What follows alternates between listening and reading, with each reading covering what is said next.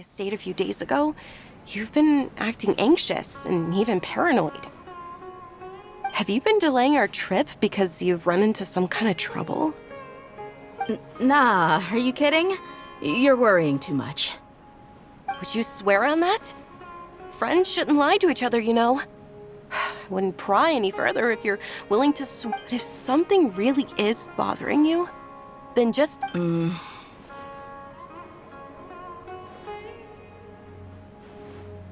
Oh, looks like Junior's dad was onto something.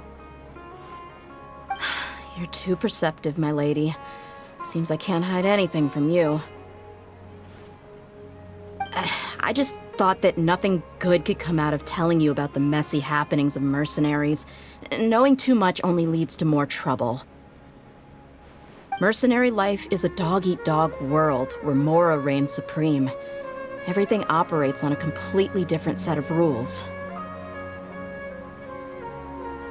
That doesn't change anything about what I just said, though. We're still friends, and I can only support you if I understand what's bothering you. My lady, you're not gonna stop until you drag it out of me, are ya? All right, I'll share what I know. Let's go somewhere else first. This isn't exactly the best place for a discussion. Okay, let's talk here. Just try not to draw any extra attention. As you may already know, the Eremites have both a lot of mercenaries and a complex organizational structure. Many mercs are... My brigade is called the Blazing Beasts. We're not a large group, but every member is loyal and brave. However, not all Eremite brigades are like mine. Some are willing to cross all kinds of lines for the sake of Mora. The most notorious is a faction known as Deshret's Relics. Deshret's Relics? Judging from the name, they must really look up to... Yep, you got it. I've heard that you've already crossed paths with Ain al-Akmar. They're one of the groups under the Relic's banner.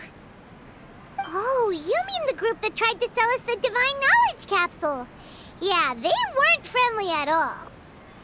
Deshret's Relics is composed of many smaller brigades like Ain al-Akmar. The Relic's headquarters issues orders to all brigades under his control.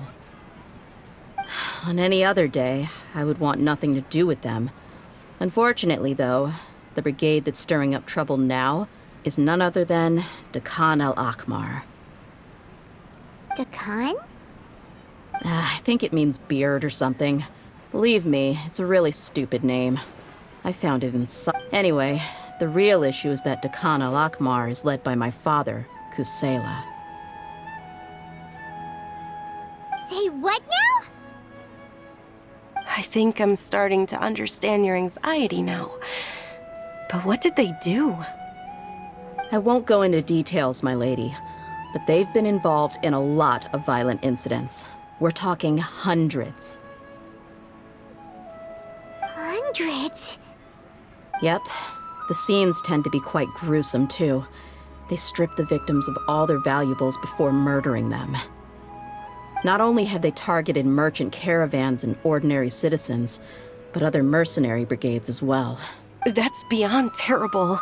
They won't even spare their own kind.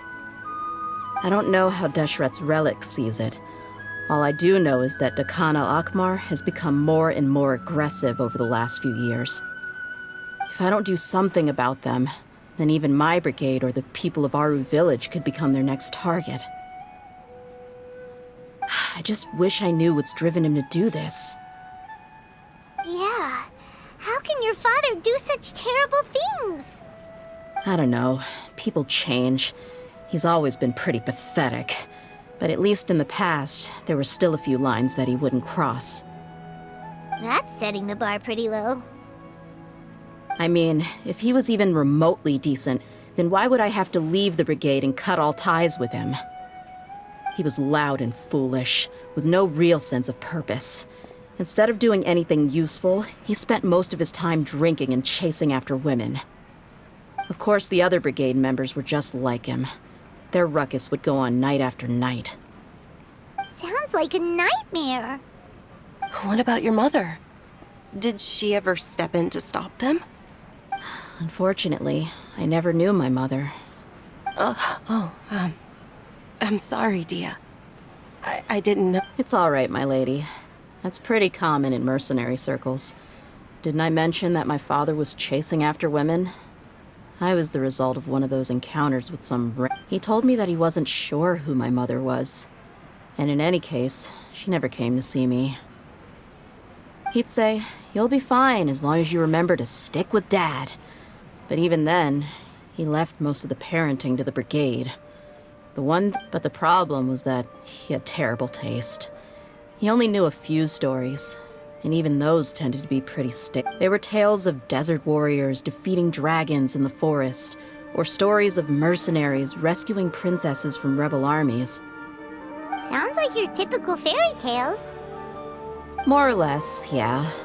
They were interesting maybe the first or second time around, but after about 20 repeats, they started to get a little dull. He seemed to think those stories were the best things ever, though. He was so into them that he'd call the whole brigade over and make them perform the whole thing as a play. Even the toys he gave me would all be story props. I'd get helmets, shields, and It was only much later when I realized that the shows were more for him than they ever were for me. What an interesting guy.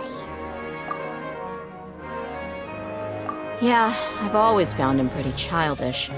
But that was something I could just shrug off. I had no reason to despise him.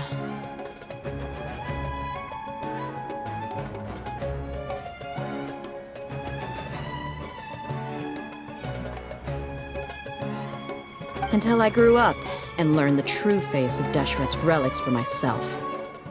Looting, blackmail, violence, and fraud. They not only accepted such heinous acts, they would even openly boast about them. No one in the brigade was any kind of hero.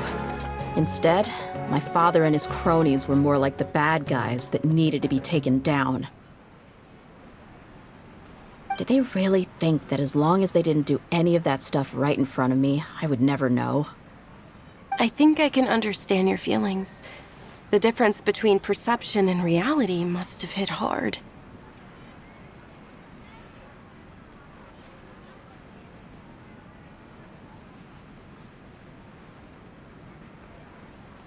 Yeah, but don't worry, my lady. It's all water under the bridge to me now. I had a huge argument with my father and left that place behind for good. I'm not investigating them due to any bitter feelings I still have towards my father. I just want to protect those that are close to me. Yeah, I told the boys to gather as much information as they could. Most of the reports concern violent incidents, but there's also some I see. But isn't this investigation incredibly dangerous? It is, but every mercenary lives life on the edge. It's a lot. That may be true, but it'll be impossible for those who care about you not to worry. Well, now you get why I didn't want to share any of this with you. What should we do? They both have valid concerns. Huh? But there's no need for you to get caught up in this mess, too. Well, she's super tough, so if she went into the desert with you, then Paimon bets the problem will be solved in no... I'm inclined to agree. I'd feel a lot more at ease if you took her along to help. I'll wait for news from you in the city until then. Please, stay safe. I'm honored that you care so much for me, my lady. All right, then let's get moving. Our first stop will be Caravan Rebot, where we can catch up.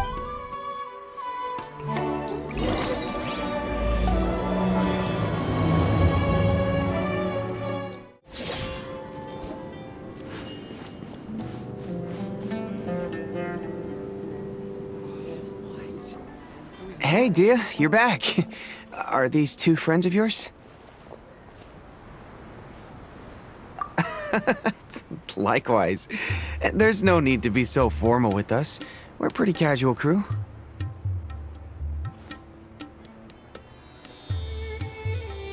Anyway, since we've got a newcomer, let me fill you in on what the Khan al-Ahmar's been up to lately. They've become extremely aggressive.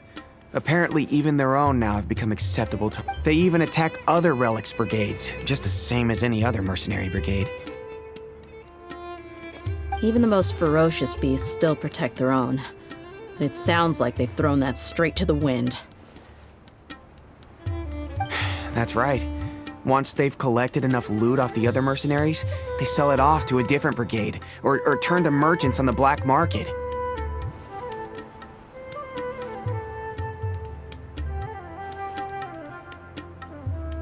A portion of their profits is immediately exchanged for more food and weaponry to be used in their next violent operation. That's terrible! Yeah, and it really makes you wonder why they're so desperate for Mora. A few days ago, Isham and I trailed them for a while, and even disguised ourselves as merchants to conduct trade with them. We were able to learn a few things from the exchange. Rather than saying they're out to plunder and hoard Mora, it'd probably be more accurate to say that they're— Wait, a power struggle?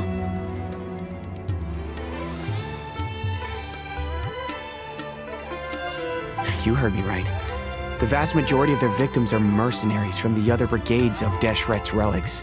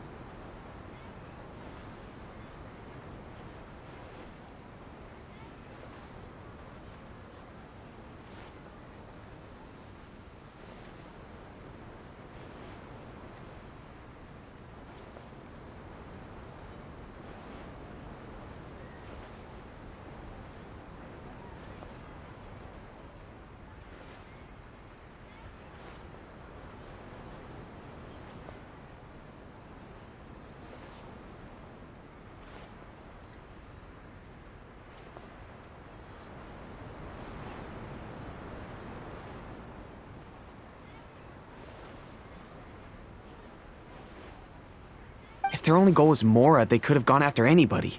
The targeted nature of their attacks points to a power struggle between the different brigades within the relics. That's the only— Unfortunately, we weren't able to find out anything more specific. It seems there— Oh, one last thing we discovered was that over the past few years, as Dekan al-Ahmar became more and more active, Deshret's relics as a whole became a lot weaker.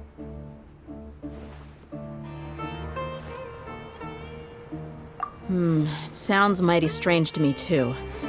Harun, you could— Gotta say, though, I didn't expect you to go on a whole undercover mission during the few days I was gone. Sounds like you were— Nah, it was nothing. We're just as concerned about the situation as you are. The Khan al-Ahmar is your father's crew, after all. What he said. Besides, Dia, haven't you done more dangerous things than all of us combined? What we— Yeah. And while they went to talk with Dekan al-Ahmar, I took a look at— Any survivors of the attack were already long gone. There was nothing of value left in the camp. Ah, Hisham and Khalaf. You're here, too. We rushed over as soon as we saw you come into Caravan Ribat. Although this new friend of yours looks a little green behind the ears, I'm sensing a special vibe from— Now that we know you'll have a capable partner with you, we can also rest easy. Hey, what about Paimon? Feel anything special? Oh, you're also planning to tag along with them? Of course! Paimon is the traveler's most important guide, wherever she— Oh, in that case, then you'd better take care of her too, Dia. Don't underestimate Paimon! Don't worry about her. She may look tiny and helpless, but she's been through just as many battles as the traveler here. Even if she had only survived on sheer luck, then that alone would still make her quite formidable.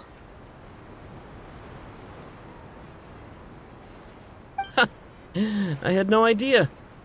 I guess I shouldn't judge by it. Oh, one other thing, Dia. When you're free, why don't you update the deputy about your upcoming schedule? We held another recruitment event a few days ago, but everyone only came to see the flame main. You weren't around at the time, so people were pretty disappointed to only find our crew of rough, unkempt. The deputy put a lot of effort into the event, but it was basically for nothing. Only a few people chose to stay and... Sorry to hear that. I'll be sure to bring him some great liquor next time. I left in a hurry and I couldn't... Gotta admit, I can understand their disappointment, though. You're our brigade's main selling point, after all. Now, if only the deputy could figure out a way to bring a few more smoking hot members into our ranks. Keep dreaming. Remember the last time I invited a couple gals into the brigade? You all just froze up with your mouths gaping like a bunch of... The awkward silence and weird expressions left quite the impression on them. They were originally interested in joining us, but after that, they both told me they were too uncomfortable to stick around. Hey, didn't we agree to never bring that up again? Huh? Wait, are you serious? Why have I never heard about this? I don't think you were part of the brigade yet. Are you kidding me? I missed a once-in-a-lifetime moment like that and you weren't even gonna tell me? All right. We can tell you about it later. Now's not the time. Hey, don't you try to change the subject. You and Hisham get your butts over here and tell me everything right now. Are they always like that? More or less. There aren't many rules or graces when it comes to mercenaries. We're used to just speaking our minds. If someone starts getting under your skin, you just yell right back at them. And if that doesn't put an end to it, But we also don't tend to take many things too seriously. Being direct and getting it all out of your system as soon as things come up is better than keeping everything. That's also why I never spare their feelings when I talk to them. If I want to laugh, I'll laugh. If I'm angry, then I'll unload on them. It's hard to stop once you get used to it. Though, I can never do that. Hey, knuckleheads! Can you at least tell me the rest of the intel before you go back to your bickering? Yeah, you hear her, Holof? Told you we gotta focus on the investigation first. All you gotta do is wait and ambush them in the evening. They'll have no idea what hit them. Perfect. Thanks for that. Be sure to pass my regards to everyone else in the brigade as well. Will do. You stay safe, Dia.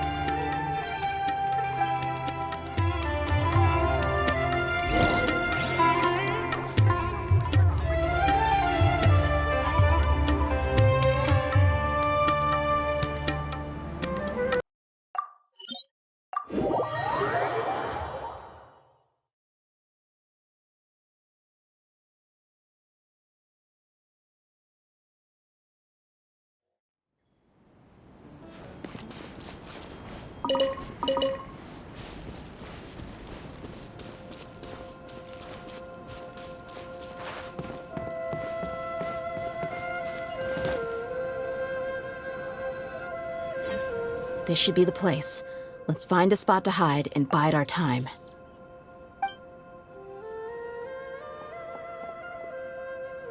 It's gonna come down to a fight one way or another, so let's all be careful.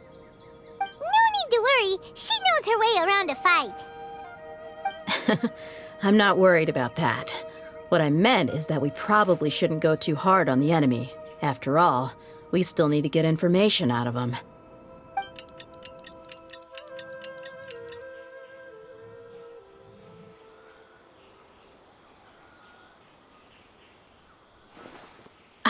Here they come. You ready? Let's not give them a chance to react and end this quickly.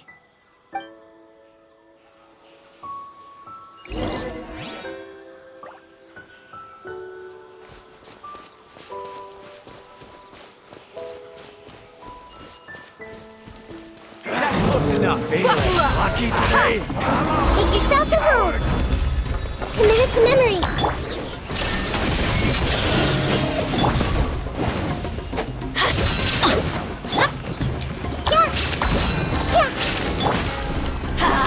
Everybody stand back! Hey, Illusion shattered!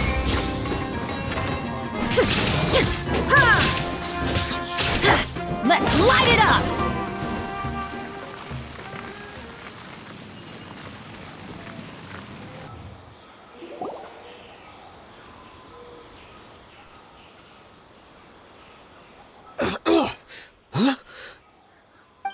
You're the flame main. Good. That saves me an introduction. All right, time for a little talk. Are you buddies with Dakana Lakmar now? Tell me, what are they after? You know the code of being a mercenary just like everyone else. The first rule is to never divulge key information about our employer. What makes you think I'd talk?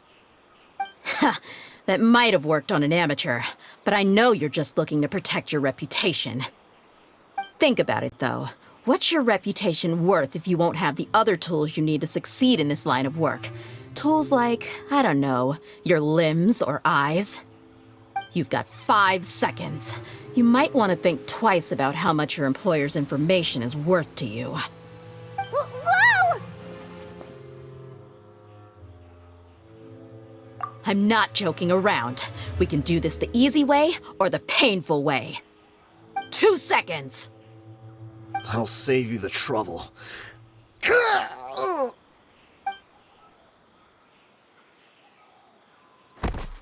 Huh? Are you crazy? He tried to bite off his own tongue. Quick, search the area for any first aid supplies.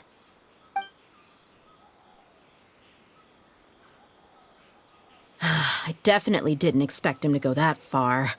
Thankfully, the wound wasn't too deep, and he just passed out from the pain. But why would he be so extreme? I just wanted to test his mettle. You can get a lot of mercenaries to talk just by threatening them. I didn't expect him to be willing to go through so much pain just to deny us some intel. Well, he's out cold for now. We could wait for him to wake up, but maybe it's not a good idea to interrogate him. Yeah, don't worry about it. It'll be a waste of time to interrogate him again after that. He might... There are lots of goods around here. Let's search the area. Maybe we'll be able to find something. I'm really sorry.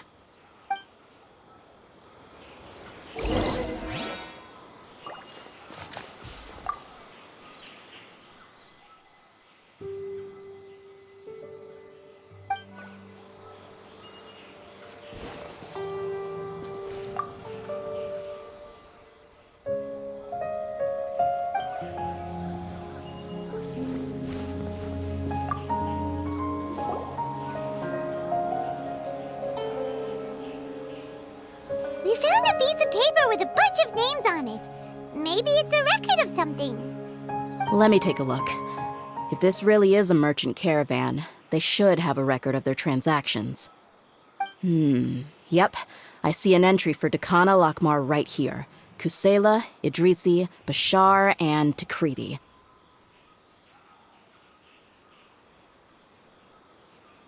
All familiar names. Dakana Lakmar has been trading for a hefty supply of food, weapons, and medicine. It seems that in the past, they used to receive some canned knowledge as well. This caravan is just one link in their logistics chain. Once in the rainforest, the caravan will exchange the looted goods for mora, and the funds will then be passed to a specific person. That person will then pack the caravan full of necessary goods, which will then be brought right back to Dakana Lakmar. Wait, why is there no mora value recorded for the final transaction? No value? Yeah, every transaction before the last one was marked with an exact amount of mora, but the final one, where they paid for everything to be brought back to the desert, was simply marked as delivered. Perhaps, but they couldn't have known how much they would make off selling the loot. Do they not care about profit margins at all? Anyway, the next part's the records of the goods themselves. There are a lot of entries. Everything was probably sourced from the rainforest. Huh? What's wrong? Shazaman Homayani? Homayani? You mean Dunyarzad's family? Could it just be another family with the same last name? I'd be surprised to find someone with the exact same first and last name. Shahzaman Homayani is Dunyarzad's father, and the head of the Homayani family. Just what the heck is going on here? I'm sorry, you're right. I'll consider what we found and not jump to conclusions just yet. But what this piece of paper confirms is that the Homayani family has been providing goods to Dekan al-Akmar. What if the Homayanis have been kept in the dark and don't know they've been trading with Dekan al-Akmar? That's a possibility, but if that was the case, why is this caravan specifically named Shahzaman as their person of contact? They could have just as easily bought goods such as food and medicine directly from Caravan Ribat or Port Ormos. Yeah, funding violence and looting. The brigade gets the goods, and he is paid the proceeds from the sale of the loot. But why would he do something like this? It's not like the Homayanis are in need of money. I honestly have no idea. I've been to their estate many times, and I've never noticed anything suspicious. The only potentially large expenditure I could think of would be the treatment costs for Dunyarzad's Elazar. Maybe they borrowed a lot of Mora in the past? But that's still just a speculation. I don't think the master would stoop so low to make Mora. You're probably right. I know my lady's personality, and she wouldn't deliberately keep something like this from us. But what should we do now? All we found is just another mystery.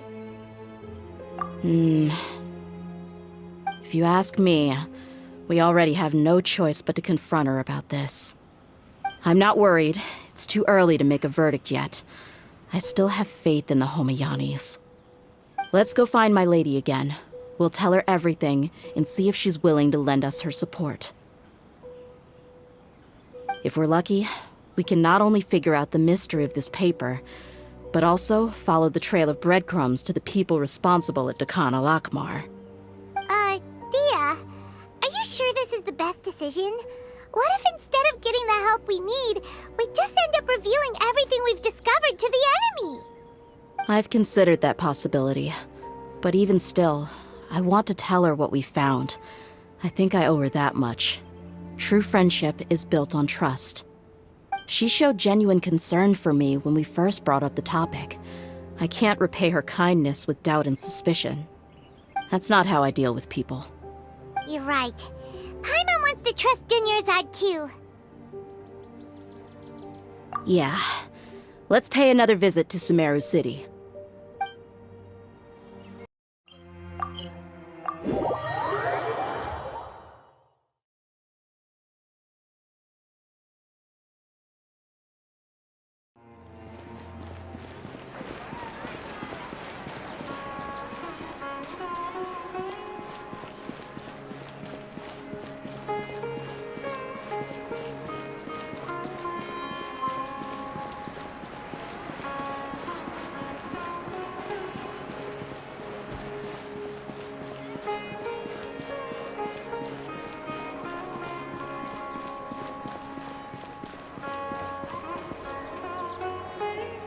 We're back, my lady. Oh, you're back a lot sooner than I expected. You mustn't have run into any trouble then. Well, how did it go? What did you come up with? Actually, we're still investigating. It's just that we've discovered something strange. I see. The clues you found have led you back here, in the city? Something like that. Yeah. You all look a little dispirited. Whatever you found must not have been very encouraging after all. Why don't you discuss it with me? Maybe I'll be able to say something to cheer you up? It's okay, my lady. It's not so much about me being upset with my father or anything like that. How should I put this? So something is wrong. Even the Traveler and Paimon have been uncharacteristically quiet. On any other day, Paimon would have already waved to me with a smile and shouted, "Dunyarzad, we're back!" So tell me, what happened? Well? My lady, please prepare yourself for what we're going to tell you next. It concerns the Master. The Master? You mean my father? Okay, I understand. Don't worry about me. I'll listen as attentively as I can. My father has been supplying goods to Dakan al-Akmar? Yeah, it makes as little sense to us as it does to you. I've never doubted the Master's integrity, so I'm having a real hard time rationalizing how he could ever support an infamous brigade like them. Maybe he's not actually aware of the full story and just stumbled into the deal by accident. I can't help but agree with the Traveler. Huh? You mean you feel the same way, Dunyarzad? Thank you for sharing all this information with me. Since you've told me everything you know, I should also tell you about some doubts that I've been harboring for quite a while.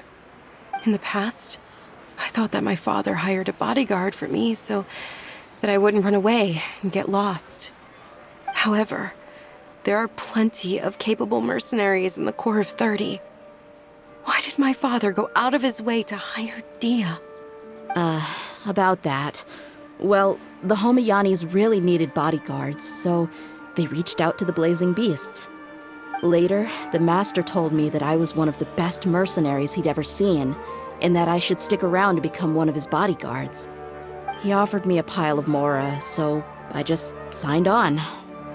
Well, but that didn't really answer my question. Just think about it.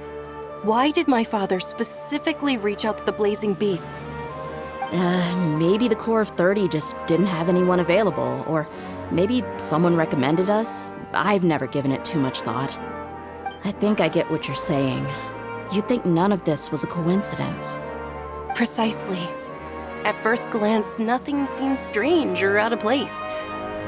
But there are many parts of the story that don't actually make any sense. If my father had always been in contact with Dakan al-Akmar, then it would make sense for him to bring Dia into our house. You mean the goal all along was to get Dia to be your bodyguard? No, that's too much of a stretch. I cut all ties with my father a long time ago. He has no control over my life anymore. But that still doesn't rule out the possibility that your father has still been trying to influence your life without you knowing. So, the Master was not likely an innocent victim in all of this? Sorry we put all this on you so suddenly, Dunyarzad. It's okay, Paimon. I should actually be thanking you. Regardless of his reasons, if my father has truly been funding a violent group of mercenaries, then it's my duty to bring him back to reason. But is that really the right thing to do? My father has committed many atrocities and deserves all the punishment that he has coming to him. I have zero sympathy for him. You may call me an ungrateful child, but my feelings will remain the same. However, the Homayani family has treated me with nothing but generosity and kindness. If we decide to investigate this further, we could end up implicating the entire Homayani family. I would be biting the hand that's fed me over all these years. Dia. It's all right, Dia. If anyone were to ask, you could always just say that I'm the one who instructed you to get to the bottom of this. You don't have to do that, my lady. I'm not conflicted because I'm afraid of taking responsibility. Besides, you're the one we should all be worried about right now. Hey! It's still too early to give up hope! What was the thing about friendship again? Right, yeah, trust! You said that yourself, Dia! Besides, there's no point on getting all riled up before we've confirmed all the facts! Thank you, everyone. That makes a lot of sense. I guess I should always remember the trust that I've placed in people. In which case, my lady, could you ask the Master to come out and have a chat with us? Sure thing. I also hope he'll be able to give us a logical explanation. Let's meet at the usual place then. usual place? Ah, right!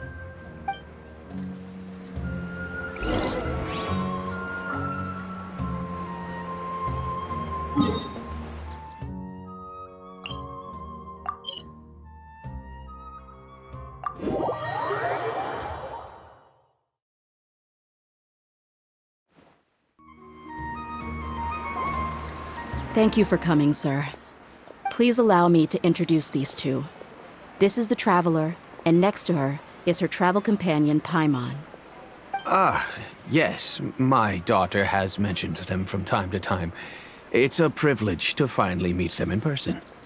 But we may skip all the pleasantries for now. What is the important matter you wish to discuss with me today? Well, we wanted to bring this transaction record to your attention. There's something on this record that we're all pretty curious about. So, that's what you found? Huh. Seems like I can't keep everything from you much longer. If you wouldn't mind, we'd like an explanation. Well, it's a long and difficult story. And to be perfectly honest, I'm not sure if I'm doing the right thing. What I do know, though, dear, is that the truth will bring you no solace. If anything, it will likely cause you a great amount of anguish. Wait, me?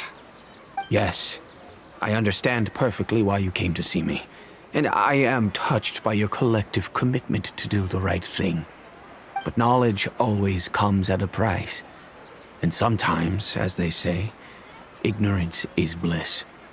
Your father, Kusela, and I both believed that. Of course, you have the right to seek and learn the truth, but I must warn you. The facts of this matter may reduce everything you've built for yourself into sand, blowing in the wind. If you must proceed, then Kusela's heartfelt efforts will also fade into the wind like a fleeting mirage. His heartfelt efforts? I'm sorry, sir, but I'm not sure I follow.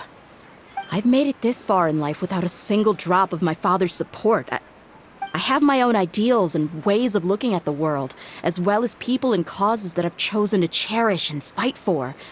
None of these things have anything to do with him. I came here today to support you as the head of the Homiyani family. No warning will change my stance on that. I understand. Then let me tell you a little story. Our family once needed to take a trip to the desert when Dunyarzad was just a baby. Along the way, we were attacked by bandits. They had superior numbers and quickly overpowered our bodyguards. When all seemed lost, a group of passerby Eremites lent us their support. Those Eremites were Kusela's brigade, Dekan al-Ahmar. Kusela's men told me that the attackers were Eremite mercenaries, just like themselves. I was shocked. Why would Dekan al-Ahmar go so far to save us and not spare the fellow Eremites? Kusela was grinning and walked over to play with baby Dunyarzad. She was startled by his unfamiliar face and nearly started crying. Really? I never knew. He said that he had no particular reason to help us.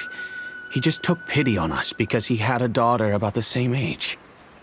We started talking about our children, and I sensed that he was a devoted father.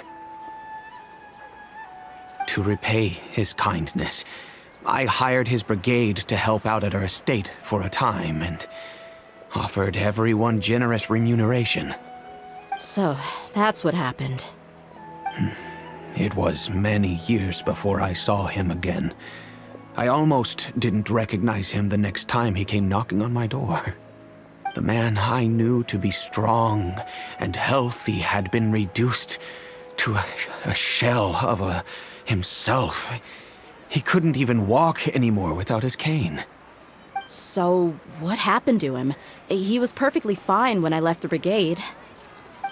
I'm not too sure myself.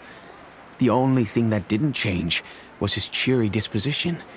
He said there was absolutely nothing to worry about and that he had gotten into a fight. That was all. He then suddenly asked me if Dunyarzad, now that she had grown, would need a bodyguard of her own. At the time, Dunyarzad was going through a particularly severe bout of her Elazar. There was no need for her to have a bodyguard when she could barely leave the house. But he kept coming back to the topic. Come on, it never hurts to be safe. How do you know a bodyguard won't come in handy one day? I was completely lost at first, until he recommended the Blazing Beasts, and in particular, a mercenary named Dia. So he was the one who recommended Dia to you. Indeed. He didn't say it out loud, but it was clear that he saw Deshret's relics as an evil group who would eventually corrupt every member in their ranks. He was already beyond redemption, but he hoped that he would be able to detach his daughter from the vicious world of mercenary life. If Dia could stay in my house and keep working as a bodyguard, then gradually her affinity for the desert would decrease, and she'd be able to leave her previous life behind. And that's why you offered her such generous compensation? Yes, but not just because of that. From the moment that he asked me for that favor, and that's also why I tried to persuade you to stay when you asked for permission to leave. I was willing to spend however much it took. Kusela saved my daughter and I all those years ago in the desert. I could never refuse him entrusting his daughter to me. He was always like that, acting like he's oh so smart and self-righteous. Kusela said that he'd reimburse me for a portion of Dia's fees. I refused to take any mora from him, but he'd always send me funds anyway. Eventually, I just accepted them as a token of his gratitude. And that went on for a while, and the letter contained a request to help him buy food, weapons, medicine, and even explosive materials. Wait! Isn't that around the time that Dekan al-Akhmar started becoming more aggressive? That's right. When I started to hear some nasty rumors, I became wary. I wanted to meet him face to face to discuss things. But by then, he was no longer receptive to my requests to talk. If I had to guess, it's probably because he doesn't want to put Dia at risk. That thought occurred to me as well. I figured that he probably came to me for help because he had nobody else to turn to. After some deliberation, I decided to send him some food and medicine. I turned down all his requests for explosives and weaponry. I am aware that even such a reduced gesture of support could lead to others coming to harm, but I could not simply reject his plea for help. In the end, it probably was the wrong decision. I plugged my ears to the rumors and just chose— If you can, please tell me where he is now. None of the things he's doing right now make any sense if he's just trying to keep me from getting tangled up in his world. If all he wants to do is steer clear of me, then maybe he shouldn't have brought me into this world in the first place. Oh no. Dia, please don't feel that way. I'm just angry because I can't wrap my head around any of his actions. Another way? I don't know. I knew him, and he was nothing more than a childish brute. I can't understand what's going through his head. But I guess you do have a point. We haven't uncovered the whole truth yet. We still need to figure out his exact actions and reasoning for these last few years. I'll do my best to help. Of course, anything between the two of you would need to be resolved between you and him alone. I don't know Kusela's exact whereabouts. Outside of supplying his brigade with some goods, I tried my best to avoid getting involved any further with him. However, there's a man on the list named Jawed. He used to be a mercenary in the desert and is now a member of the Corps of 30.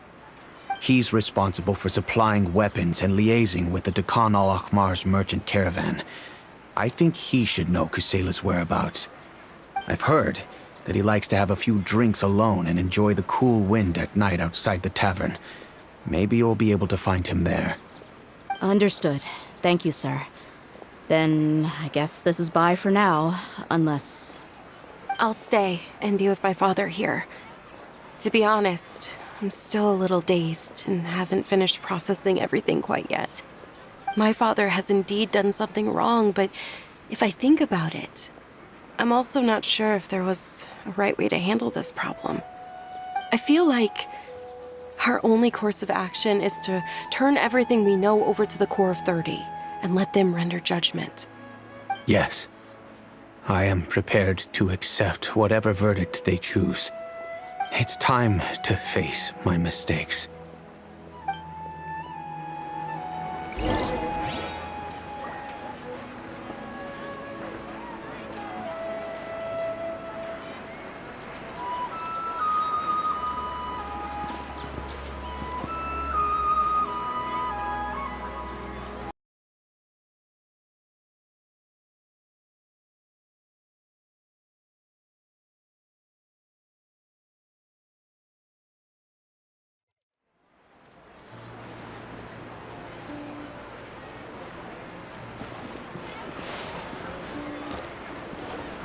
Adventure time!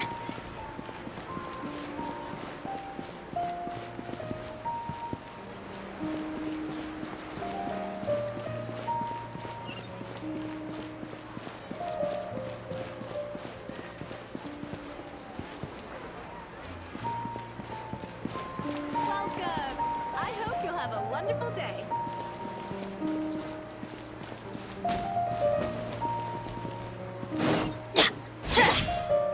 Off we go!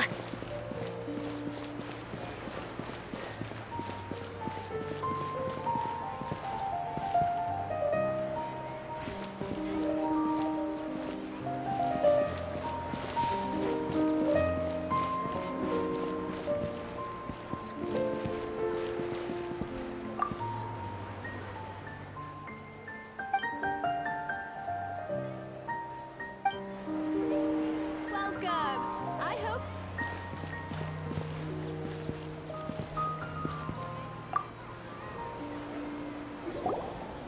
Huh? Who are you guys? I know what you've been up to. Smuggling weapons to violent brigades in the desert while working for the Corps? Pretty bold, if you ask me. Shh! Keep your voice down. How do you know all that? Come with me. We should take this elsewhere. I'll be happy to talk things over once we're somewhere private.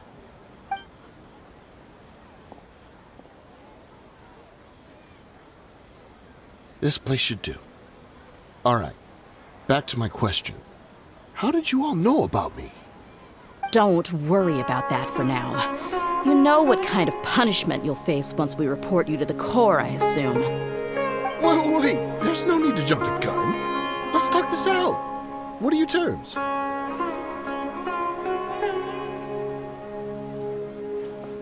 So what's in it for you anyway, Mora? Well, I was a little tight on money at the time, and Kusela took good care of me in the past. I weighed it in my mind, and I couldn't find a reason to turn the opportunity down. I wouldn't only be helping my benefactor, but I could also make some quick Mora. Let me tell you how it is. We're investigating Khan al-Akmar, and we're gonna put an end to their operations. If you provide some help for us, then we might just put in a good word later to reduce the terms of your punishment. Hey, why don't we discuss this a little first? Listen, I made quite a bit of Mora from my last run. Just give me a number, and I'm sure we can... Shut it. My patience is running out. You should know when a mercenary is after something other than money. All right, sheesh. But you gotta promise you'll put in some nice words for me later. They're always on the move. Here's the spot they were at the last time I made my delivery to the desert. Feel free to go have a look. I'm just telling you, though, it's not on me if they're not there anymore. Sure. And then you can forget about any nice words from us. Hey, come on. Now you're just being unreasonable. Really? And how do I know you're not leading us straight into a trap? Don't forget, you're the one with no bargaining chips. All right, I get it. Why don't you go take a look, and if they're not there anymore, I'll try to figure out something else for y'all. Now that's more like it. Let's move. And as for you, try to stick around the city until we get back. You don't want us to call the folks from the Corps and have them drag you back to the city.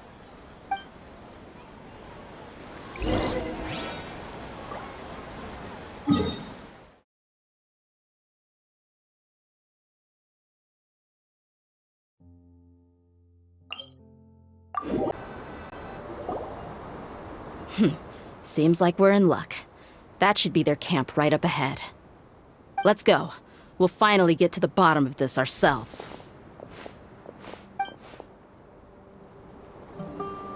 I'm here to see Kusela. Tell him to get out here. Tia, why are you here?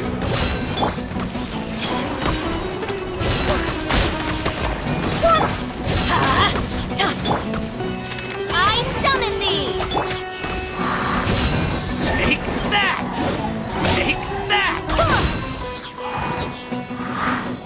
I'm going in! Let's light it up! Need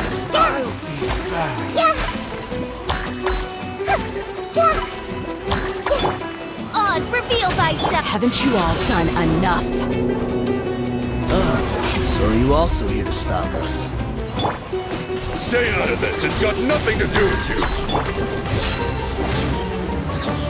Hear me! I'll take The Temple of Wisdom! Midnight Phantasmagoria.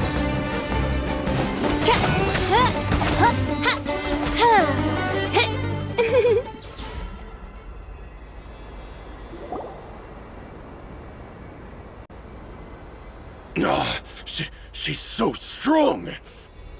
Enough fighting. We all know each other, and I don't want to take things too far. Just bring Kusela to me. There's no use hiding him anymore. Did you understand a single word I just said? Or do I need to bash your skull in some more? All right, everyone, let's all just calm down for a second. Dia, the boss can't come out and see you anymore. He died a long time ago. What? Seems like you've been out of the loop for a while. Guess that's for the best, though. At least, that's what the old man wanted. When did he die? What happened to him? A few years ago, Kusela broke up Dakan al-Ahmar and went to the Deshret's Relics headquarters by himself. So is that when you guys started acting up? We would prefer to call it taking revenge. Every last person in Deshret's Relics must pay in blood for what they did. Let me start from the beginning. Dia, do you know how the head of the Relics maintained order internally? Overwhelming strength and unquestionable authority? Those were a part of it, yes. But just those on their own weren't enough. They had another tool at their disposal. They called it a person's record.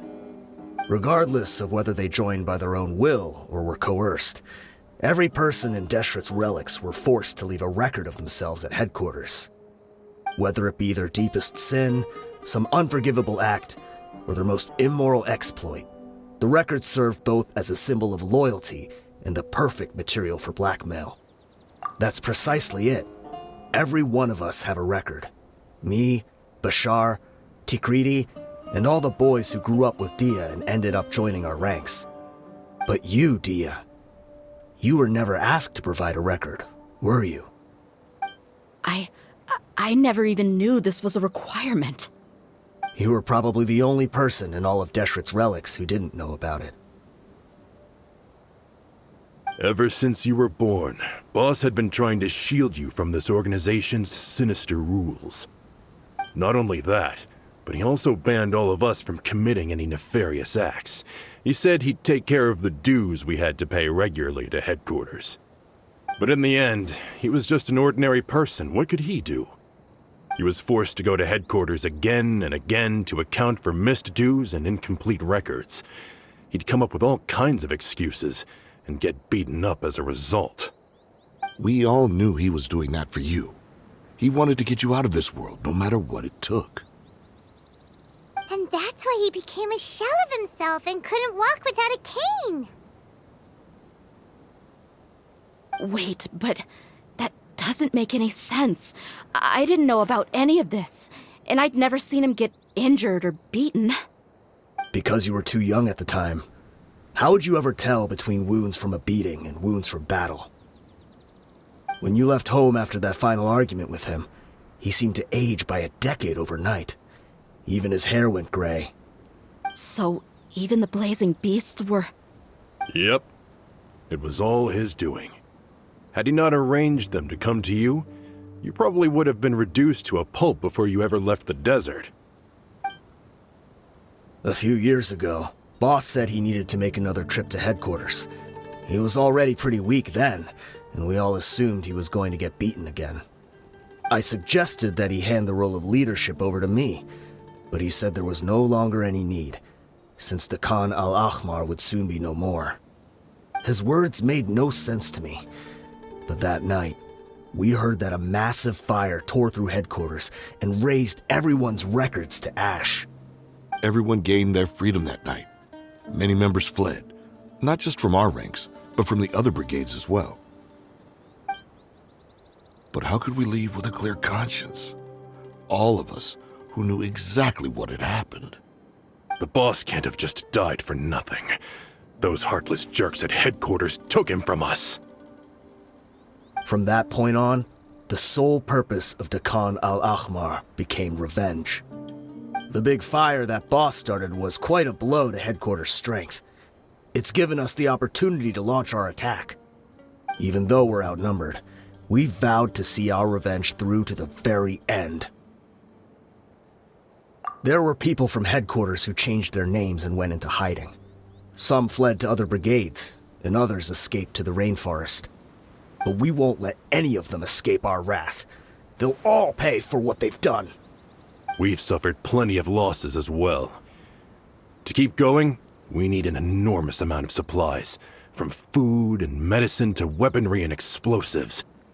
All we can do is exchange our loot from Mora, and then use that to get supplies. We forged Boss's handwriting and sent out many letters to his former friends. Thankfully, many people were willing to come to our aid. We were also able to attract many mercenaries who shared our goal. We've endured unspeakable pain to win many impossible battles. Deshret's relics have become weaker and weaker, and now we finally have an opportunity to directly strike their headquarters. Paimon doesn't know what to say anymore. We do know right from wrong, but we were sinners from the very beginning.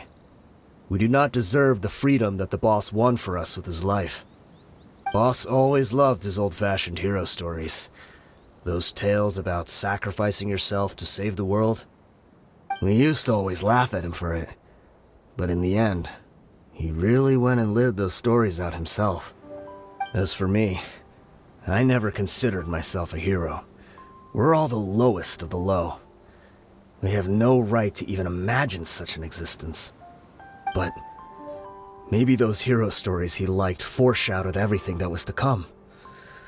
The spirit of the hero touched all those he had saved, and more people joined his cause.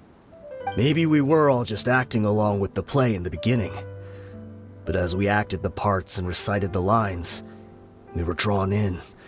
And now, we want to see the story through to the end. I'm sorry, Dia. I know you always found us insufferable ever since you were young. Just think of this as a madman ranting. I'll go with you. Huh? Dia? You wanna go with them? I grew up with these guys, and I know they're not bad people. It's just that some situations get so bad that it's difficult to tell good from evil. Its relics must be destroyed. Furthermore, I want to go see the place for myself. I want to know if my father is still there. I know you don't want to get involved in this, so there's no need for you to tag along. I can do this on my own. Yeah, Paimon feels like we'd only regret it if we don't see this through to the end. Thank you. We'll be a lot stronger together with you. I bet Boss would lose his mind if he ever knew you'd join us at the very last moment like this. Considering all the losses and injuries we sustained, we can't afford to turn down someone as powerful as you. He can think whatever he wants. But the fact is, I owe him this much.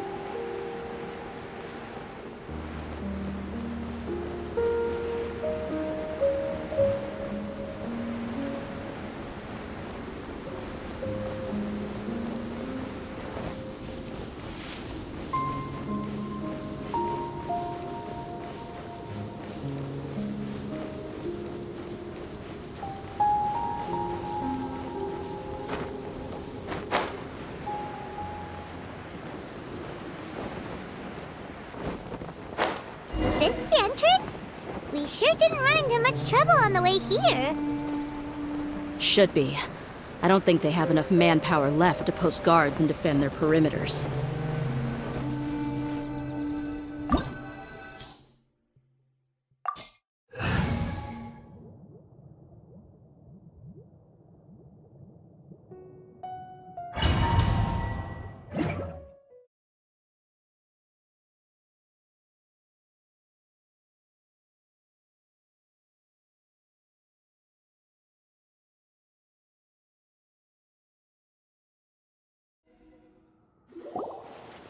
Wow. Paimon didn't expect it to look like this on the inside. They should all be holed up in here. Don't know how many people they've got left, though. Who cares? We'll round up all of them. Still, we should be careful.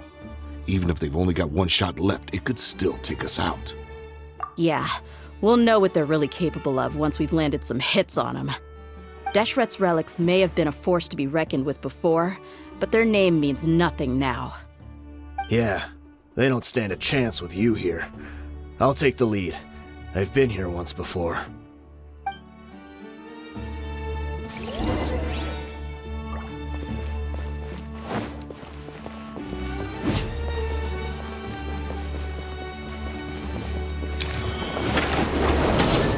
You are not. Everybody stand back! Everyone hold hands. By royal decree!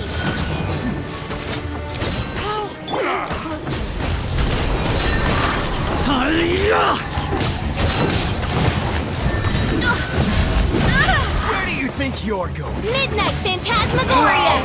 Regret.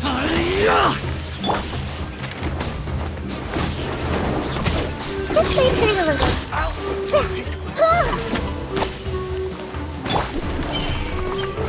Where do you think you're going? Barbados! Guys! New punching. Go and splat! Teamwork is dreamwork! Make yourselves a room. Grow, grow, grow. Oz, reveal thyself!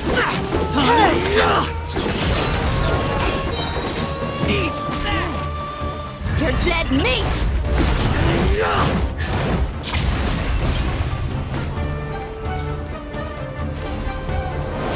Midnight Phantasmagoria. Commit it to memory. Look alive!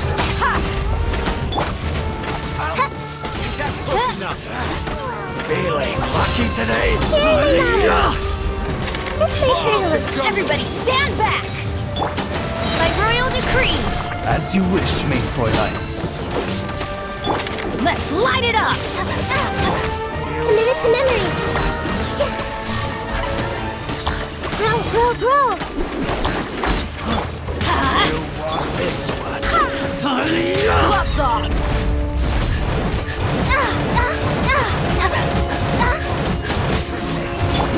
Go and splat!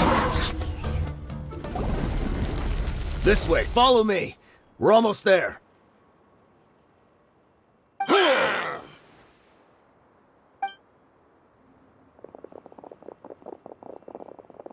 Wait!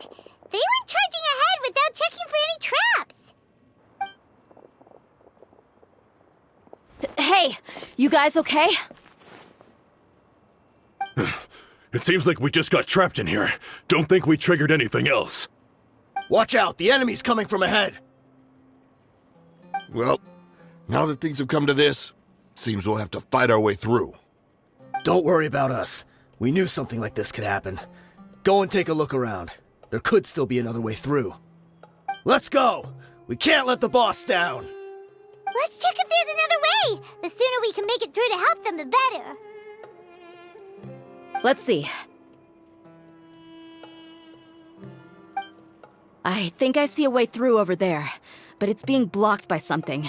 Let's try our luck with that mechanism. Okay, let's go!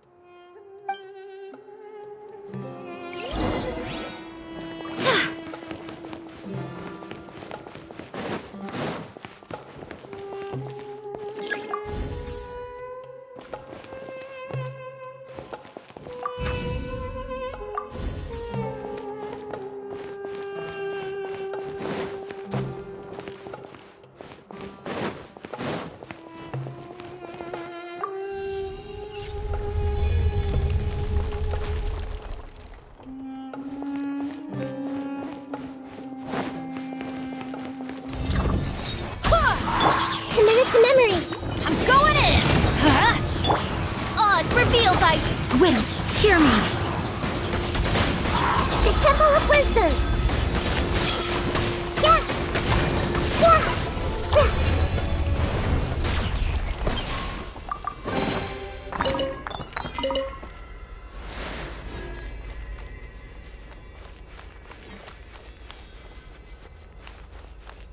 Another mechanism like the one before, but this one's being blocked off in the middle.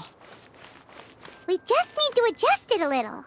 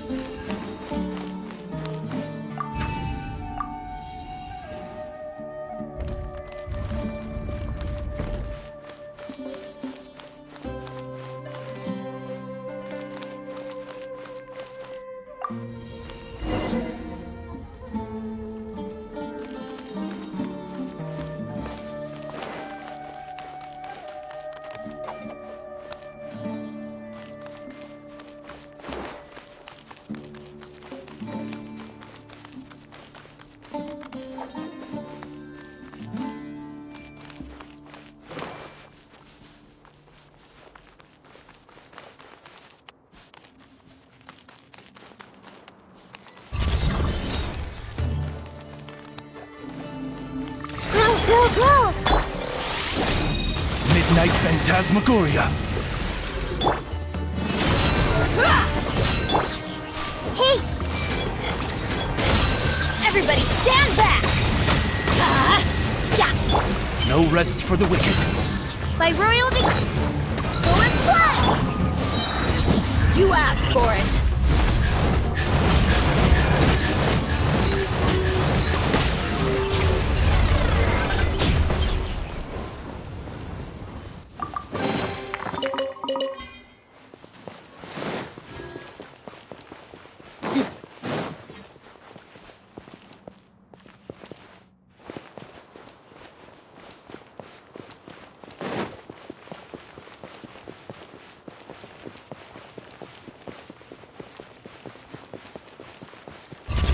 Buckle up!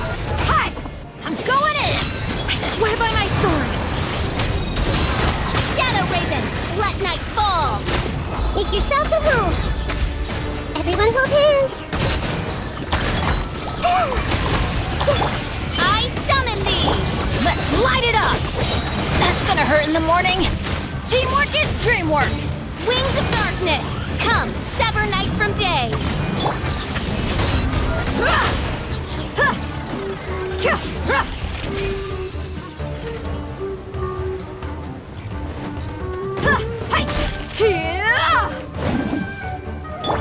Committed to memory!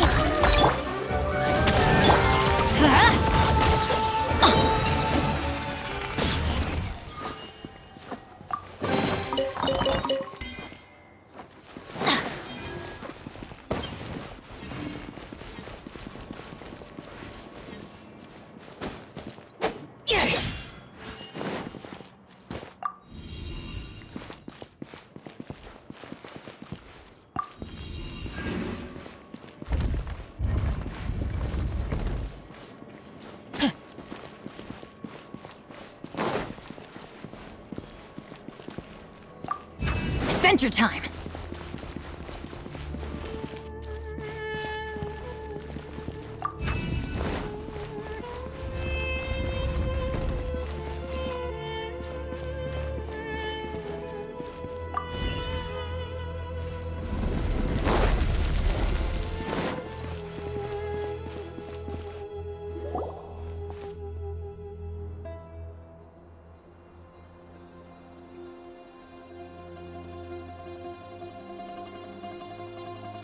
I wasn't expecting anyone to make it through from the other side. But as a desert dweller, I suppose we should be used to our folks defying all expectations. Don't waste your breath. You have nowhere to run. Run? Had I wanted to run, I would have fled 1,000 times already. I witnessed the golden age of Deshret's relics. Even if I could leave this place behind, all that awaits me now are endless days of humiliation and ruin. Even now, my brothers and I still believe in one thing. The greatest should never live to remember their fall. So you want to go out in a blaze of glory? Let us draw our weapons! We will show them the true power King Deshret bestowed upon his followers. They are but two, while we hold within ourselves the entirety of the relic's glory.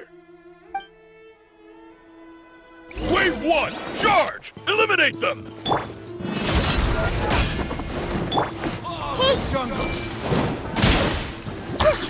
Sharing my knowledge! Gloves off!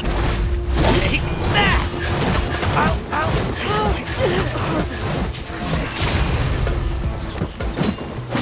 Everybody stand back! Let Midnight Phantasmagoria!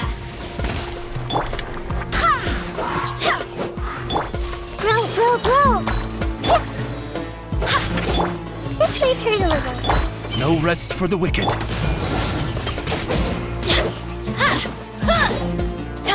Don't think that you've won. We're just getting started.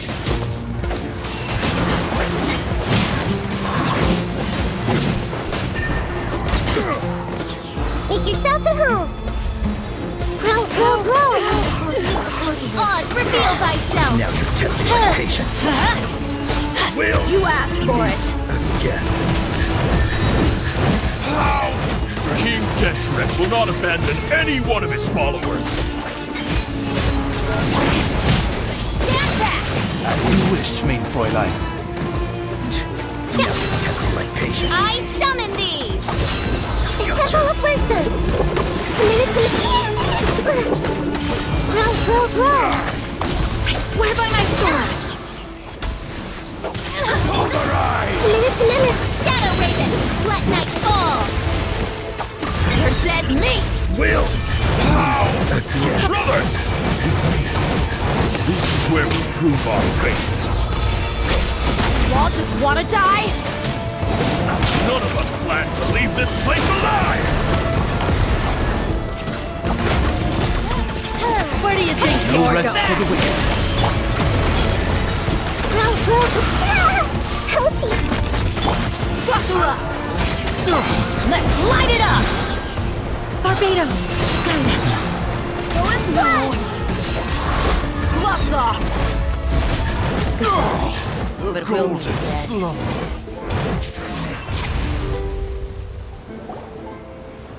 The commander has finally fallen. But they're still coming at us!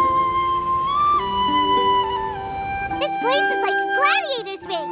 They just keep coming no matter how many we beat! Yes, keep fighting!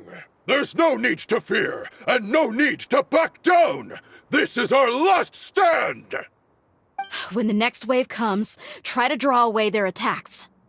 I'm going to see if I can take out that high platform.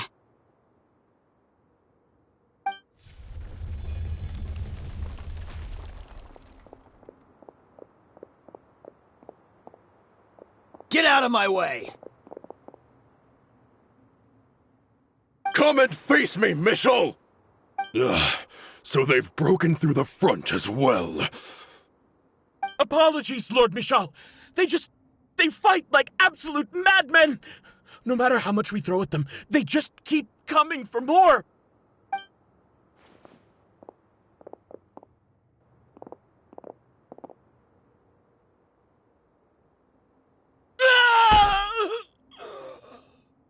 So, it would seem like this is the end. Time to pay for everything you've done, Michel. You think I would give you that opportunity? I will be buried in the sand alongside all the rest of our fading glory.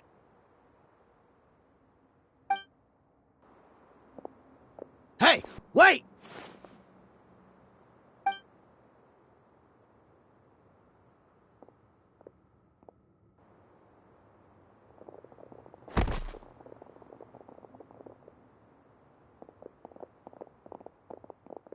We were too late. It's over. There's no more need to fight. But if you're still going to cling on to your so-called mercenary's pride, then I'll give you all a good beating as well.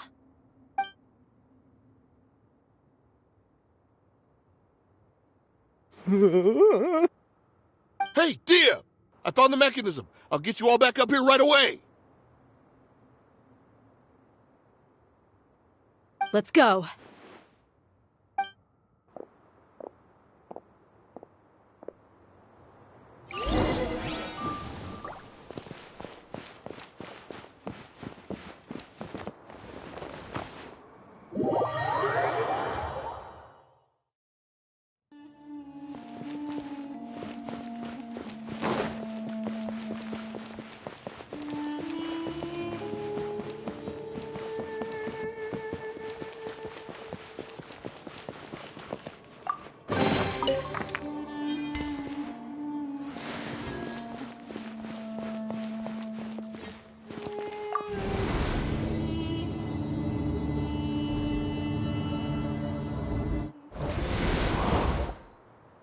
Who are you filthy rats? And why are you always pestering us? You call yourself a member of the infamous Deshret's relics and you still can't even tell who's made it all the way to your headquarters? Who knows what intent a bunch of rats may have? We try to catch a couple, and you all just show up on the other side instead. How are we supposed to figure out what you're after? Hey, have you ever heard of a man by the name of Kusela? Why would I know? It's not like I'm in charge or anything. This is your last chance to talk. Hey, I said I don't know anything. I'm just an average member here. I'm telling the truth. If you're here to find someone, why don't you look through the records yourselves? Who can remember every name and face with so many people coming in and out every day? The irony. His life became a light for so many, yet to others, it wasn't even worth remembering. Where's the records room? Answer me! It's right over there. All the files are in there. You can go through them as much as you want. It's not like any of them still matter anyway. I mean the old records room. The old records room? You mean the one that got burned down? Kusela. Ah, yeah, I remember him now. The guy who could hardly walk. Watch your mouth. That's our boss you're talking about. He was definitely faking it. We all let our guard down as soon as we saw him come hobbling in.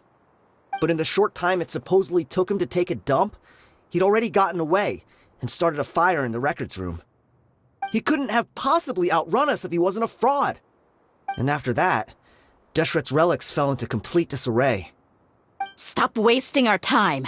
Every one of us here is perfectly aware of what he had done. Tell me, where is the old records room? It's just over there. Go see it for yourself if it means that much to you. There's nothing left in there but ashes. No human could ever survive that kind of inferno. Bashar, Tikriti, let's go. We'll leave the others here to guard these guys. Spare them no mercy if they try anything.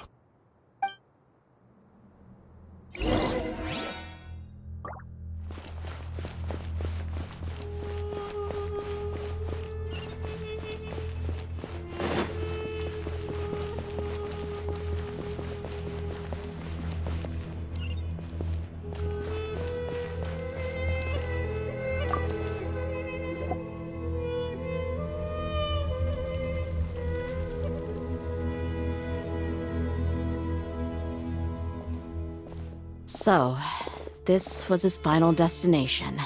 How did he do it? Getting past all the guards with a limp and sneaking in here to start a fire?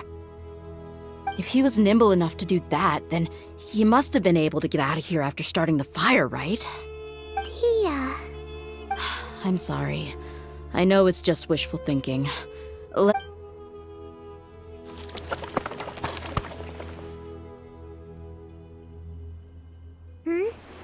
Is this a cane? It must be the one that Dia's father used. Kusela. Thanks for everything, boss. We're fortunate to somehow find that cane after that fire. Let's split up and look around some more.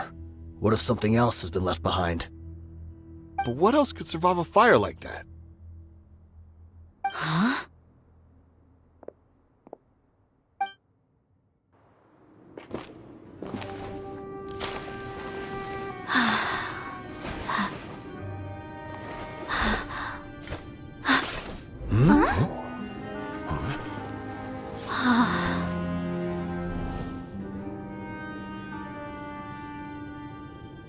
So.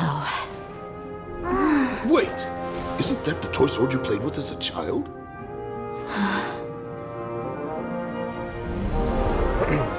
The dragon is no more, for Princess Dia has slain it. Its head now hangs above the city gates. Her bravery has brought eternal peace and prosperity to us all.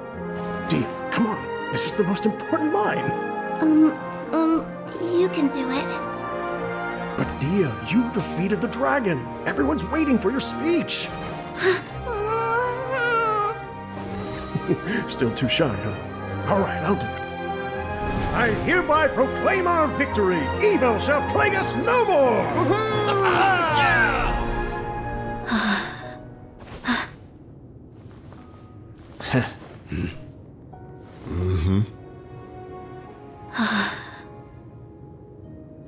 I hereby proclaim our victory. Evil shall plague us no more, Dad.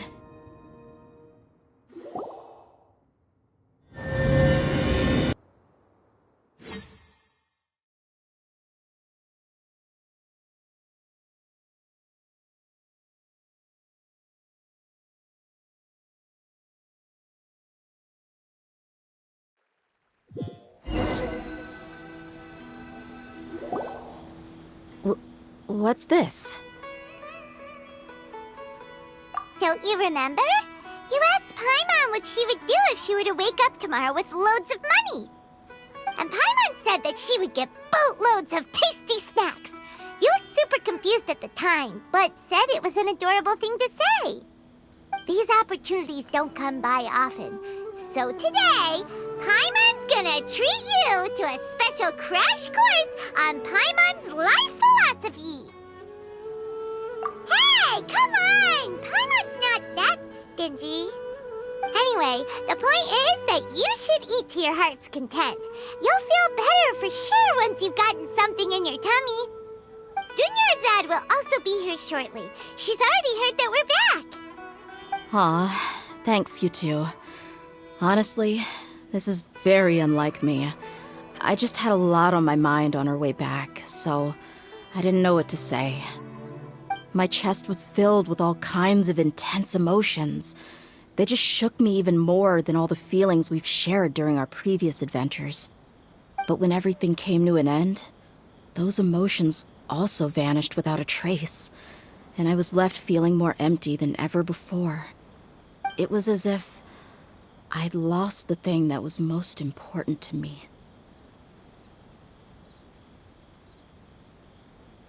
Yeah, you're right.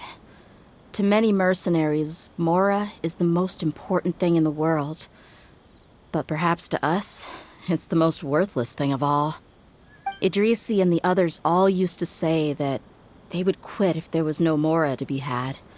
But when it came to avenging my father, there was no Mora to be made anywhere.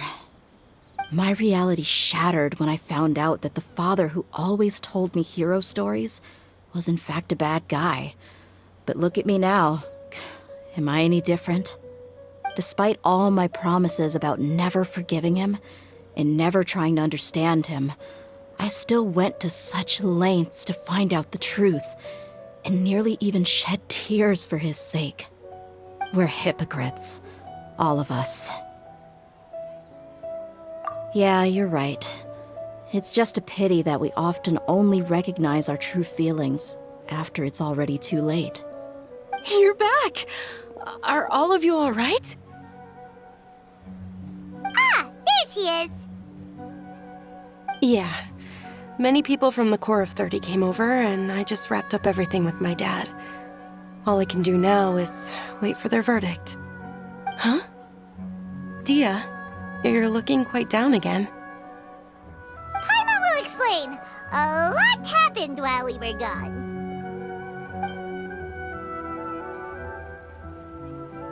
I'm sorry. I really should have controlled my emotions better. I just... It's all right, my lady. You were hurt by all of this as well. Truth be told, I'm starting to feel a little guilty watching you cry like this. But Dia, your pain must be even worse. You shouldn't need to comfort me. Hey, don't worry about me. If anything, this whole thing has finally shown me the difference between illusion and reality. My father probably thought that people could settle into new lives as long as they moved to a new environment. That thought has even crossed my mind a few times.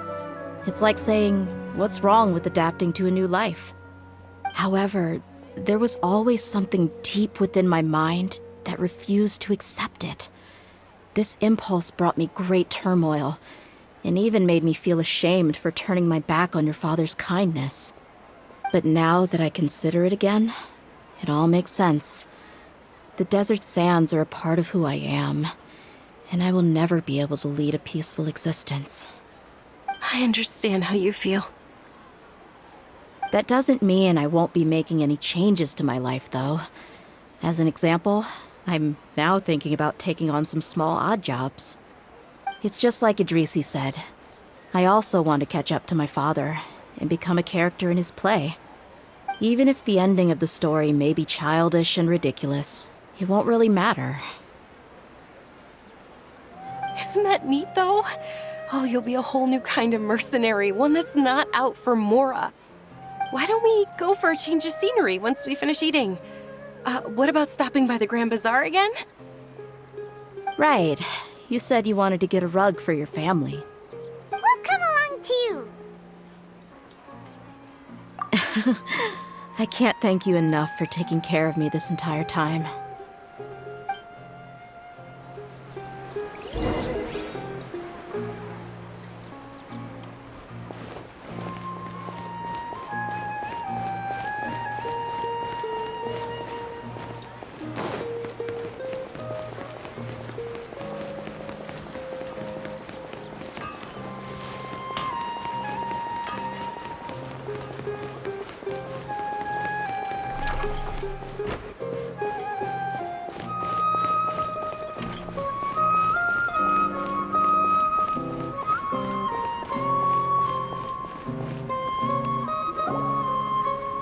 this rug here is quite something. The craftsmanship is exquisite, and the fabric is also of high quality. Ah, here you are. Finally, I found you. Hey! Aren't you that mercenary who bit his tongue? You can still talk? Wait, are you here to take revenge on us? What are you talking about? Do I look like I could take you all in a fight? I just came here to give you something. I'll be on my way to give myself up to the Corps after this. Once I woke up, I hurried to the Khan al-Ahmar's camp, hoping to alert them to your presence. But when I got there, I found no one except the members who were still too injured to move. Ah, so you probably got there after us. Yeah, they told me that they had exacted their revenge, and everyone had turned themselves in to the authorities. Even that last camp was not going to last for much longer. I had joined the cause to repay an old favor from Kusela. Now that everyone's already turned themselves in, I might as well do the same. One of the injured members gave this box to me, and told me that it contained some of the old man's last possessions. Everything left in the camp will get confiscated, so I figured I should get this to you before the Corps could get their hands on it. Thank you. No worries. We are all just living our own truths. There's no need to comment or judge anyone for it. So this box contains everything that Dia's father left behind. Huh. It feels lighter than expected. Well, back in the day, the first thing he did with any Mora was spend it on things like drinks and meat. But let's see what's inside. What's this? It's just a bunch of junk. It kinda stinks. Perhaps it's just been left unopened for too long. A handwritten copy of a storybook. The paper's already yellowed, and it looks like it's about to fall apart. It was against the Academia's rules to possess books for personal use. If he was going to break that rule, he could have at least copied something useful. That probably means this was really important to him. And here are a few bags of children's snacks. The packaging's completely deteriorated. Maybe that's where the smell was coming from. Did he get those for you? Yeah, but here's the thing, though. Even when I was a child, I was never a fan of these kinds of snacks. He'd always say that he got them for me, but in the end, he always ate more than I ever did. Who even leaves snacks in a box like this anyway? Isn't that just common sense? Forget it. Let me see what else is in here. A razor, some buttons, some round iron tiles, a wooden toy puppet, a wool scarf, which from the looks of it probably belonged to a woman, and a hair clip? Why are these things here? I'm suddenly feeling a little scared. I'm sorry, my lady, but this is just the kind of man he was. He probably saw this box as some kind of personal trash heap and dumped in 2 empty liquor bottles.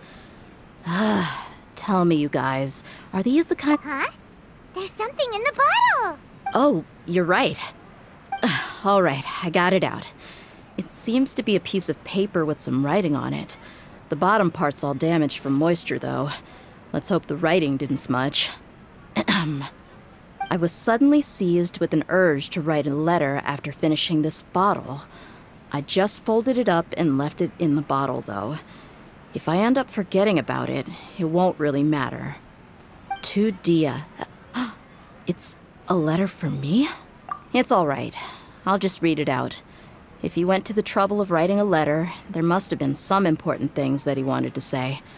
Or at least record down.